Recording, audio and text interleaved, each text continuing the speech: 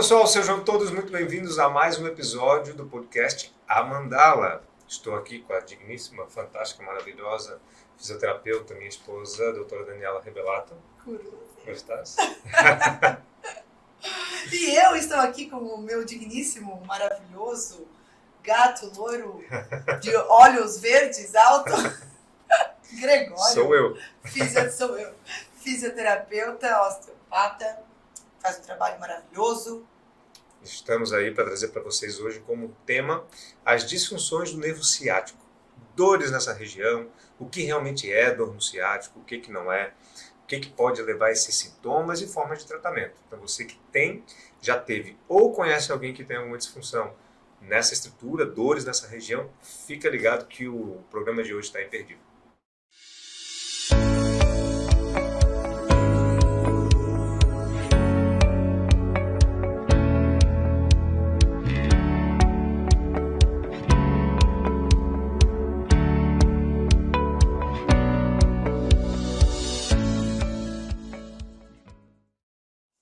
Então vamos lá. Daniela, diga-me, fala um pouquinho a respeito de ciático. A doutora Daniela, como vocês sabem, é fisioterapeuta também, apesar de trabalhar com a área da pélvica, né? Conhece bastante aí, pelo menos já recebeu bastante em consultório pacientes que reclamam. Como é que eles chegam reclamando no consultório dessas dores? Como é que funciona? E olha, é incrível, porque quando a gente pensa, né, eu vou procurar a Dani, né, porque eu tenho uma disfunção pélvica, uma disfunção... É incrível como a gente não generaliza, né? Não coloca 100%, mas vamos colocar aí 80%, 90% dos casos que aparecem, que chegam em consultório, existe a queixa de ciático, de lombar, de alguma disfunção, de alguma dor relacionada a essa região. E o que isso tem a ver, né? Total a ver. Não tem como desmembrar, né? Uma parte do corpo ou outra. Disfunções em ciático vão interferir muito, por exemplo, em disfunções que eu trabalho da minha área. Então, a gente tem que estar muito atento a isso e muito, ter um feeling muito interessante nesse sentido. A primeira coisa que é importante a gente diferenciar é o que realmente é dor do ciático e o que não é. Uma grande confusão que as pessoas fazem, isso é muito comum, é trazer qualquer tipo de dor nessa região das costas como sendo dor no ciático. Então, o coitado leva a culpa quase sempre. É muito comum isso. Então, até entre em contato comigo por telefone, Gregório, estou com um problema no ciático. E eu falo, né, me diz um pouco mais, me conta mais essa história, o que está acontecendo. Ah, é uma dor aqui na lombar, uma dor nas costas. Então, primeiro, gente, dor nas costas não é uma dor de ciático. Tá ok? Isso é importante deixar claro. Então, se tiver dor na coluna lombar, dor aqui em cima, não é ciático. O que é uma dor realmente de uma compressão do nervo ciático? Aí é aquela dor que vem para a perna. É quando se tem uma sintomatologia que vai doer muitas vezes. Pode doer o bumbum, pode doer a coxa, ou até mesmo a lateral do pé, ela vai até a perna. Aquela dor irradiada, né? Que pode ser... Puxa, né? Uma dor que puxa da ardência, da incômodo, qualquer movimento, ela aparece, ela exacerba. Tem pacientes que têm dor ao movimento, com qualquer movimento, e tem aqueles pacientes que, pior ainda, eles têm dor o tempo todo. É o tempo todo, não importa o que faça, a dor está ali. Alguns pacientes até relatam que tem uma sensação na perna, como se estivesse apertando a perna, como se tivesse, às vezes, formigamento, são outros sintomas, não somente a dor, né? Pode ser um formigamento, né? Sensação de perda de sensibilidade, pode ter perda de força. Esses sintomas, eles podem ir se agravando e mudando um pouco de característica, certo? Mas a dor realmente do nervo ciático é essa dor que vem para a perna, tá certo, gente? Então, o primeiro ponto é esse, saber que problema relacionado ao nervo é esse que vem para a perna. E por que vem para a perna, gente? Porque os nervos que vão compor esse nervo, eles saem aqui da coluna lombar e vêm nesse trajeto em direção à perna. Então, quando tem esse sintoma, é algum sinal de compressão desses nervos, seja na região mais central ou seja na sua periferia. Então tem essa diferença também, que, claro, somente o profissional vai conseguir entender e diagnosticar para você aonde que está essa compressão, né? Existem testes, né, específicos que a gente pode utilizar aí para estar diferenciando ou diagnosticando essas possibilidades de uma lesão mais central ou lesões mais periféricas, tá certo? Existem algumas disfunções também, por exemplo, quando você tem uma compressão, uma sobrecarga na região lombar, pode trazer outros sintomas que não somente problemas para a perna, pode às vezes trazer problemas para a região uroginecológica, né? Pode falar um pouco mais desses probleminhas aí também, que poderiam estar derivando, né, de um problema como esse. Quando a gente pensa na questão da dor, sempre que a gente recebe, né, essa pessoa na nossa frente, a primeira coisa que a gente vai buscar é o quê? É amenizar essa dor. Não tem como eu evoluir num tratamento, por exemplo, a pessoa vem e chega com uma disfunção, seja disfunção urinária, perda de cocô, perda de gases, uma disfunção sexual, relatando algum tipo de dor nessa região. Eu não tenho como evoluir o meu tratamento. Não vamos corrigir essa disfunção sem primeiro focar e aliviar e melhorar esses sintomas da dor. Não tem como eu trabalhar um fortalecimento, por exemplo, se a dor está ali presente naquele momento. Então eu tenho que primeiro amenizar essa dor aguda, né? E aí sim a gente vai fazer todo o processo que dentro do tratamento vai auxiliar, obviamente, na questão da dor também. Mas essa dor aguda a gente tem que primeiro trabalhar.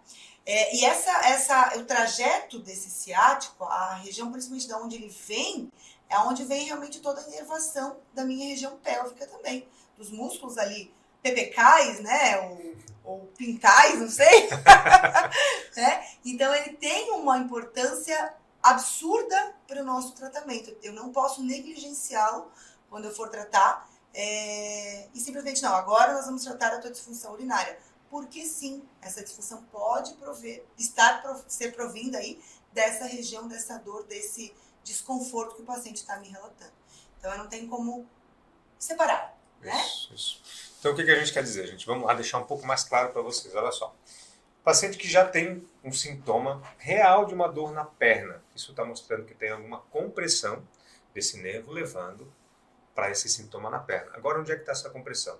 Vamos pensar o seguinte, essa compressão pode estar lá na coluna.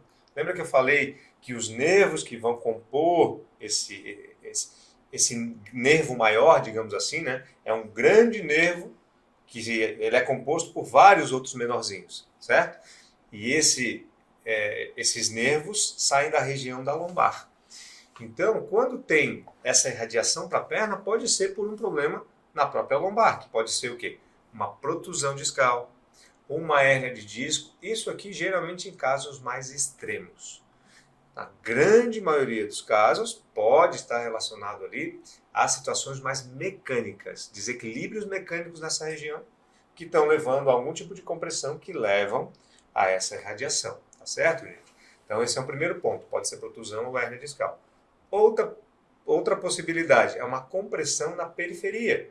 Então, esse nervo ele sai da coluna e se dirige para a perna. Nesse trajeto, pode ter algum tipo de compressão, algum músculo, por exemplo, que esteja comprimindo essa região, levando a sintomatologia para a perna. Então, muitas vezes o sintoma se confunde, a gente tem que agora entender de onde vem, aonde que está, é mais central ou é mais periférico. E, em cima disso, seguir investigando para saber o melhor tratamento para essa disfunção. Tá certo, gente? Então, a primeira coisa é isso. Central ou periférico. Eu costumo dar um exemplo muito fácil de entender, né?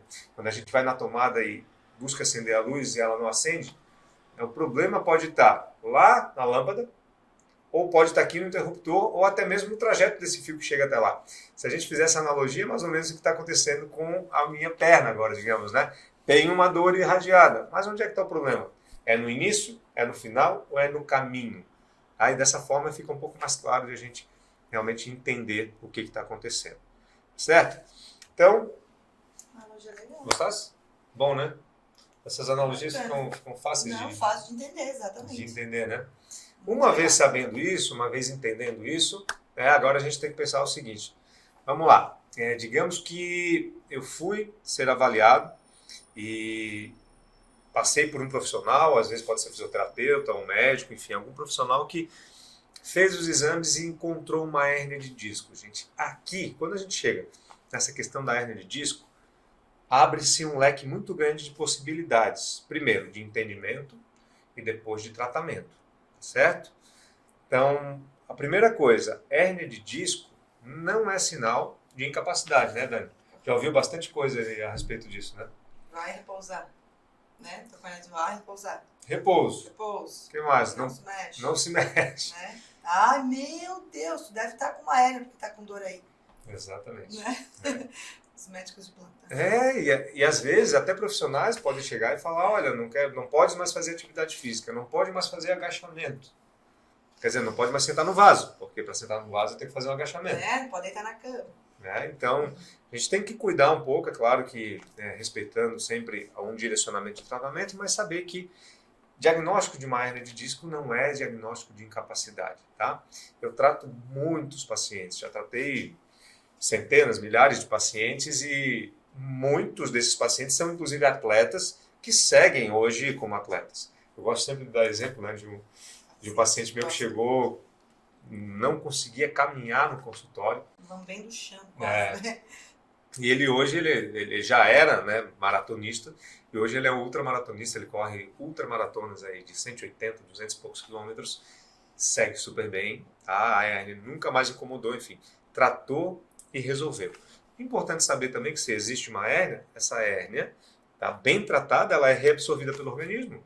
Tá? O nosso corpo vai lá, reabsorve e a gente consegue organizar o corpo, ele volta a funcionar da maneira correta. Tá? Tem uma porcentagem ali de 2 a 5% que vão ser extremas e aí talvez venham precisar de uma cirurgia, mas é a grande minoria, pessoal. Então é importante entender que se tem um diagnóstico, na grande maioria dos casos são tratáveis. Por isso que é muito importante essa avaliação, esse diagnóstico que a gente fala cinético-funcional, né? Funcional. O que é que está te tirando da funcionalidade? O que está te impedindo no dia a dia? E aí, às vezes, a gente leva muitas vezes ao extremo, o meu caso deve ser esse de 2% aí. E não! A gente precisa avaliar, precisa passar por uma avaliação e entender o que está acontecendo. Se realmente é dali, muitas vezes a hérnia está ali, e a dor e a dificuldade de movimento, enfim, não está vindo dali. Então, poxa, a avaliação é extremamente importante, passar por isso, entender, abrir a cabeça. A gente tem a cabeça assim, um pouquinho muito fechada, né? Muito de uma formação muito ocidental, com protocolos. E não, hoje está muito amplo, está muito aberto. Nós somos profissionais de primeiro contato.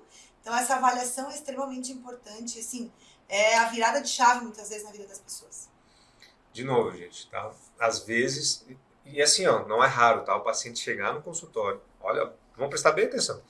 Tem dor na perna irradiada, esse paciente vem com um exame mostrando que tem uma hérnia, mas ao avaliar a gente vê que a dor não é da hérnia, a dor é de algum desequilíbrio mecânico. Então, olha só, nem sempre o problema é aquilo que a gente está vendo na imagem. Eu sei que isso se torna muito complexo para quem não é da área e às vezes até para quem é da área, tá? Porque é acostumado às vezes a lidar somente com os exames e achando que vem tudo dali. Não. Muitas vezes eu posso ter uma peça que tem um problema, mas o mais preocupante no contexto é a mecânica, a estrutura que não está funcionando bem. Né? Eu costumo dizer que às vezes é como se a gente tivesse um carro desalinhado. E aí eu estou gastando mais uma peça. Então gastou mais um pneu. Tá certo? Primeira coisa que eu tenho que pensar, não adianta eu querer só mexer nesse pneu. Eu tenho que ir lá e reorganizar essa estrutura. Eu tenho que realinhar o carro. Aí ele para de sobrecarregar aquele pneu. E aí eu começo a funcionar da maneira mais adequada. É a geometria e balanceamento da saúde. Exatamente isso, exatamente isso. O mecânico da saúde. O mecânico, gente, é o mecânico aí do corpo humano, né? E é isso que a gente tem que buscar fazer, gente, corrigir esse tipo de disfunção. Então, assim, é realmente amplo, é complexo, mas é sempre possível de avaliar e tratar da maneira correta, certo? Então, se tem esse sintoma, primeira coisa, a grande maioria não vai ser uma hérnia. Muitas vezes não é. E mesmo se tiver uma hérnia, pode ser que o sintoma não venha dali. E se for uma hérnia ainda, o sintoma vir dali, tem tratamento. Né? E esse tratamento, na grande maioria das vezes, dá resultado. E só nos últimos casos, tá? De se realmente for uma hérnia, já tratada, se não evoluir, se for muito grande, se tiver outros sintomas, aí sim pensa-se em cirurgia. Né? E o que acontece geralmente? A pessoa que tem essa dor vai para a internet, corre, olha lá, nervo ciático, hérnia de disco, incapacidade, invalidez, cirurgia, morte. É quase isso, né? Mas é a forma com que a gente vê muitas vezes, né? Aquela coisa tá tão chata já ali que a gente já resume, né? enfim. E não é isso, tá? Então fiquem bem tranquilos, tá, gente? Fiquem bem tranquilos que, pelo contrário, se tiver algo nesse sentido aí, é bem tratável, tá? E tem, enfim, formas de corrigir. E aí, quais são os tratamentos possíveis aí? Vamos falar de alguns aí, me ajuda, vamos lá. Só trazendo só um detalhe a mais, né? Só para enfatizar o que tu acabou de falar. Aham. Poxa, quem surfa pode voltar a surfar, Sem né? dúvida. Quem joga bola pode voltar a jogar, quem joga tênis, quem joga... Não interessa, desde que faça o acompanhamento, né? Geometria e balanceamento e todo um trabalho de fortalecimento dentro disso para evitar as crises. Né? Sem Então, dúvida alguma. As recidivas possíveis, né? Então tudo é possível. A gente não precisa, não, agora eu vou ficar aqui na cama esperando a morte chegar. Não, De jeito nenhum. pelo contrário, vai viver. É processo da cura, inclusive, né?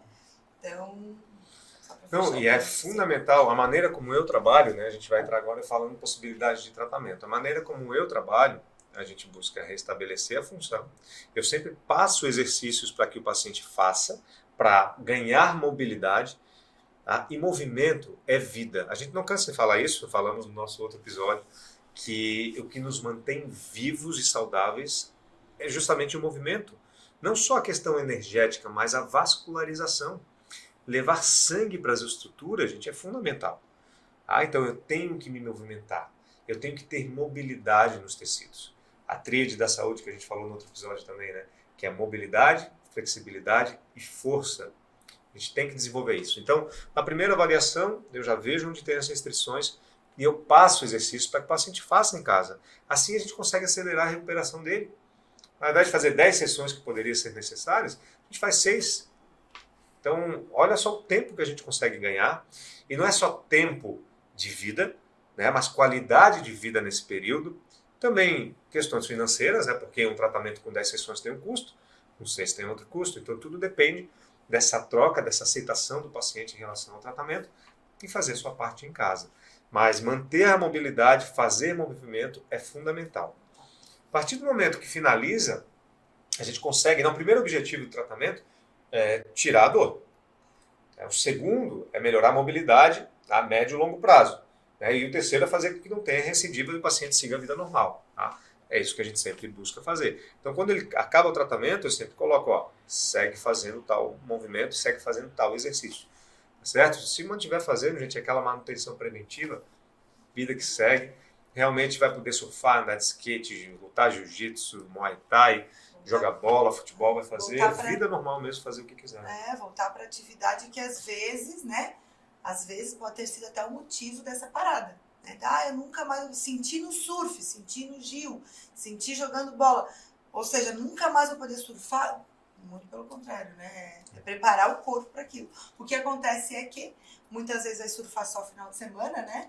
Vai fazer o futebol uma vez por semana e o corpo não está preparado para aquilo. Então, toda essa preparação, essa organização, né, corporal, fortalecimento é necessário para que realmente essas recidivas não aconteçam. Aí a gente entra num ponto importante também, de saber que, para quem gosta de fazer atividade física, é sempre fundamental ter um trabalho de base, né? Um trabalho de fortalecimento, algum exercício que te prepare para a atividade física. Mesmo para quem não gosta. Né? E porque assim, a gente tem um esporte, né? Gosta do esporte, mas ter só o esporte como atividade, o risco de lesão é grande. Muito alta. Então tem que se preparar. Isso já fica a dica aqui também. Não espera ter problema. Né? Então já previne, já busca fazer um trabalho legal de força de base, flexibilidade. O risco de lesão lá no esporte vai ser muito menor se fizer isso. O rendimento vai ser maior também Com nesse esporte. certeza. Né? Se a gente for ver qualquer, atleta profissional, ele tem esse trabalho de base. E por que ele tem? Justamente para ter mais desempenho e menos lesão. Ponto. Tá? Então a gente tem que buscar fazer isso também, tá certo? Então eu falei um pouquinho aqui do tratamento, que é como eu faço, né? Na verdade, eu costumo dizer hoje que não existe, eu não trabalho com um método só, né? O meu método é resultado de anos de estudo, onde eu trabalho com aquilo que tem mais resultados, né? Eu tenho formação em fisioterapia, osteopatia, quiropraxia, Mackenzie, dentre outros. Então, em cima disso, o que dá resultado? A gente vai, com a experiência do tempo, se organizando e ajustando a terapêutica de uma maneira que venha realmente trazer resultado para o paciente. Além dessas técnicas, né, existem outros métodos. Né? Existe o método Busquet, existe, né? A Dani estudou o Busquet, né? Também tem informação no método Busquet. Muito base osteopática também, né? A gente foca um pouquinho mais a questão muscular também, né? De Sim. reorganização de cadeias. Então é muito bacana para estar complementando esse teu trabalho também. Então, tem o Mosquito, tem o RPG, né, que é uma técnica antiga já, há bastante tempo, bem falada, e realmente tem bons resultados, tá? Tem também O Pilates, Pilates, seria como né, manutenção, né? a própria fisioterapia convencional. A questão desses tratamentos é em que momento que eles vão entrar, né? Isso, Já falando, exatamente. Não, pode né? estar com isso aí. É que momento, né? Às vezes, alguns profissionais, inclusive, o paciente chega numa crise e encaminha para o Pilates, né? A gente trabalhou muitos anos com Pilates, tivemos clínica já, com todas essas terapêuticas que a gente está falando para vocês. Instituto, temos o curso, né? Instituto também, Instituto Top Physio, onde a gente ministra, né? A grande maioria dos profissionais aqui da Grande Florianópolis fomos nós que formamos, né? Inclusive, né? Do estado de Santa Catarina, a gente, enfim, cursos no Brasil inteiro. Mas o importante é entender que o Pilates não é a melhor ferramenta no primeiro momento. Pensa o seguinte, o paciente né, você mal consegue se movimentar. Tu tá agora com dor, essa dor do ciático. E aí? Mal consigo me mexer, vou fazer o Pilates, vou fazer um exercício. Será que essa é a melhor terapêutica nesse primeiro momento? Não é, tá? Primeira coisa é a gente entender o que está acontecendo, corrigir, tirar da dor e aí sim, tá? No segundo momento, vai entrar o Pilates e eu encaminho demais os pacientes, né? A gente encaminha, tu também, com a maioria das tuas... Nossa, como uma atividade super... que trabalha muito a consciência corporal, né? Que é o que a gente precisa muito. Então, indico demais o Pilates como manutenção de tratamento, agora com manutenção. Né? E na minha área especificamente, que ela exige uma avaliação que eu peço um movimento e a gente não tem como ver o movimento, né? Vou pedir aí, contrai o assoalho pélvico aí, Gregório. Segura explica para quem está vendo agora o que é o assoalho pélvico, né? É legal também falar. Exatamente. E essa estrutura, já fazendo parênteses aqui, do assoalho pélvico tem uma relação muito grande com a lombar, tá? Dentro da mecânica. É claro que se a gente for entrar nisso aqui é muito técnico, não é a ideia. Mas entenda que tem uma relação muito grande entre lombar, o próprio nervo ciático, porque são nervos, né, que se compõem para essa região e tal. E tem relação muito grande com o que a Dani vai falar agora. Olha só. Então, quando a gente fala em assoalho pélvico, né, já fazendo também essas correlações todas com o Greg ali, o assoalho pélvico é isso aqui. Vou até levantar aqui. É isso aqui. Ó. Para quem tá só ouvindo aí, né? É o nosso cestinho, é os músculos que estão ali, ó. Na mulher é a região íntima ali, no homem também é a região íntima. Conforme o nome diz, é o assoalho, é o chão da nossa pelve, da vulgo bacia, né? E aí quando a gente pensa nessa estrutura toda, a gente tem esse chão lá embaixo, né? Na frente a gente tem toda a nossa parede abdominal, transverso, lateral, oblíquos. Em cima, dividindo a porção lá abdominal da porção torácica, eu tenho o nosso diafragma, que é o nosso músculo principal da respiração, ou seja, né, trabalho constante o tempo todo dia, o dia inteiro. E lá atrás a gente tem a lombar, os músculos paravertebrais, multífidos, todos, aquela galera que está compondo essa nossa região ali posterior. Então, se a gente pensar nisso, a gente meio que fecha um cilindro aí, né? Cilindro, exatamente. Diafragma, respiratório, diafragma, pélvico embaixo, na frente abdominal, oblíquo, transverso, atrás paravertebral, toda essa galeria forma um cilindro, ou seja, qualquer sobrecarga em qualquer desses pontos vai sobrecarregar qualquer desses pontos do cilindro. Então, se eu tenho uma alteração respiratória, isso vai alterá-la na minha lombar, isso vai alterá-la no meu assoalho pélvico, vai alterar meu abdômen. Se eu tenho uma disfunção de abdômen, vai alterar a minha respiração lombar. Então, tá tudo interligado. Por isso, mais uma vez, que a gente não pode isolar, né? Ah, não, minha disfunção é na pepeca. E aí, eu vou avaliar só o meu assoalho pélvico? Então, quando eu falo, voltando ali na questão do assoalho pélvico, né? Contrai o assoalho pélvico, né? Uma forma de identificar se a gente sabe contrair, que eu dou o comando é saber se a gente sabe segurar o pum, né? Fazer um movimento de segurar o pum. Eu não tenho como ver. Por quê? Porque é um movimento que a gente não pode ver. Assim, se eu tô olhando aqui pro Greg, segura o pum, contrai o assoalho pélvico. Ele pode contrair como ele pode expulsar. Então, por isso que, por exemplo, no Pilates... Muita gente confunde a contração. Isso. É muito fácil de errar isso, né? A contração com a expulsão. Acha que está contraindo e está empurrando. Ou então está contraindo o bumbum, pensando que está contraindo assoalho pélvico, né? Fechando a coxa, pensando que está fechando. Então, por isso a avaliação específica, né, nessa região, e ela é feita assim, uma avaliação com toque, desde que a paciente tolere, enfim, né? Vai ter outro episódio que a gente vai falar sobre isso.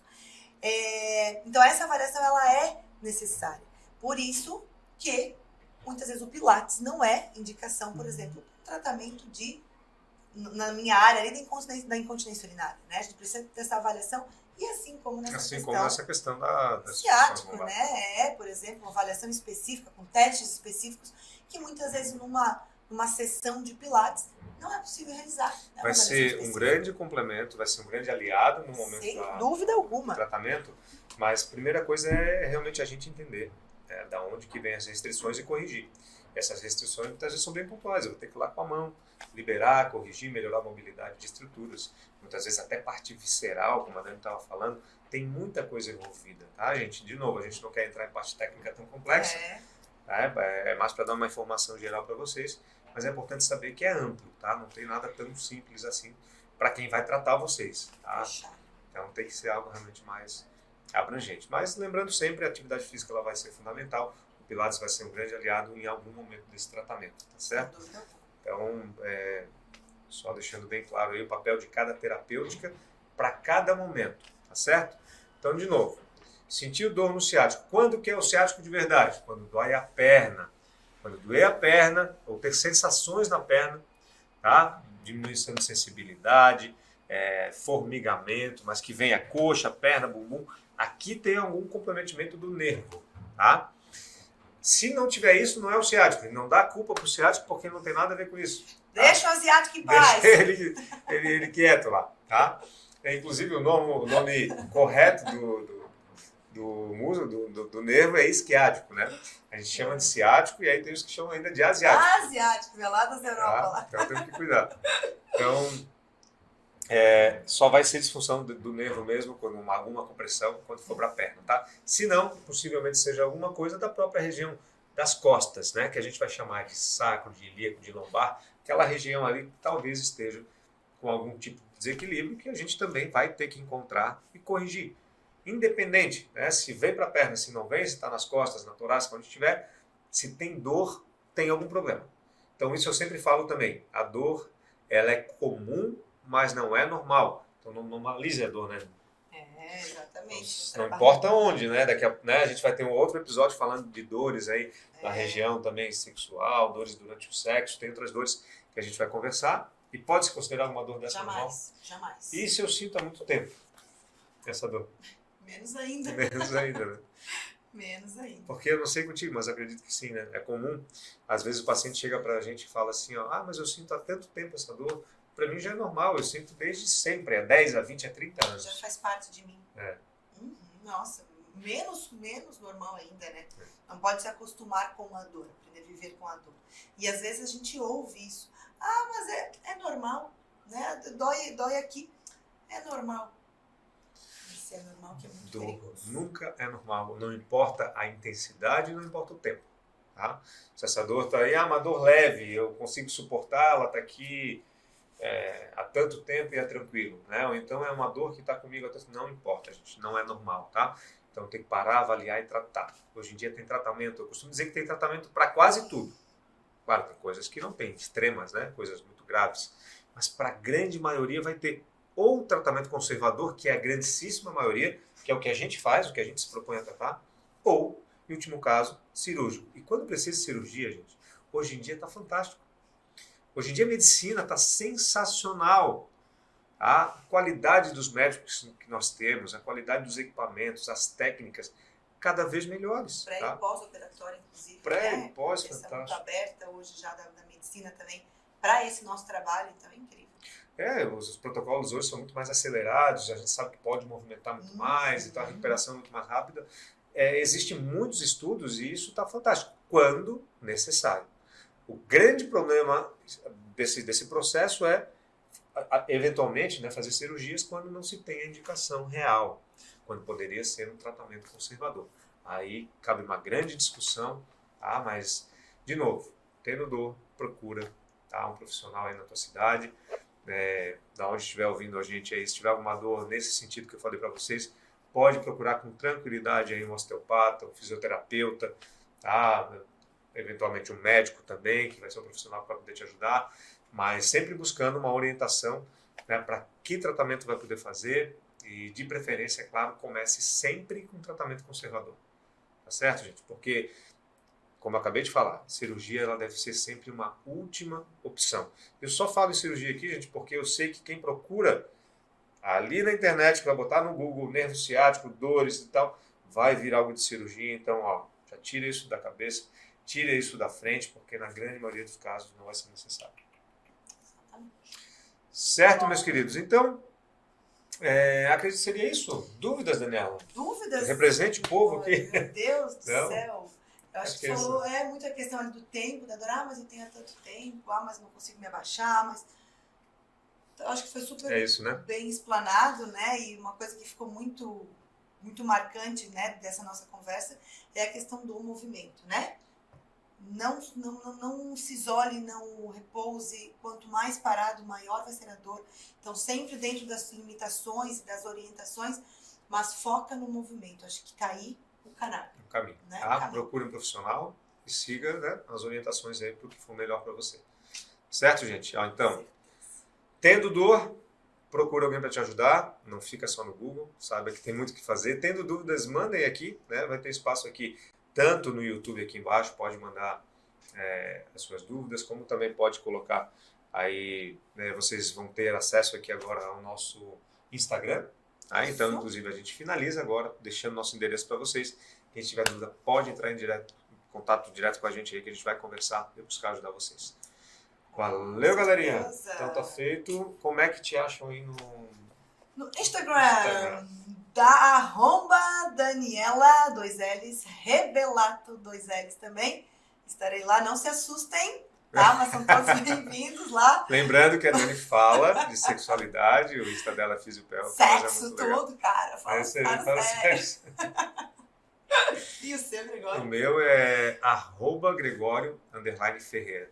Certo? Tem bastante informação lá a respeito desse tema que eu acabei de falar para vocês, os temas relacionados às disfunções musculoesqueléticas aí, ortopédicas e tudo mais. Saúde em geral é o que a gente fala, é o que a gente defende, o que a gente quer trazer para vocês aqui é justamente uma melhor saúde e melhor qualidade de vida.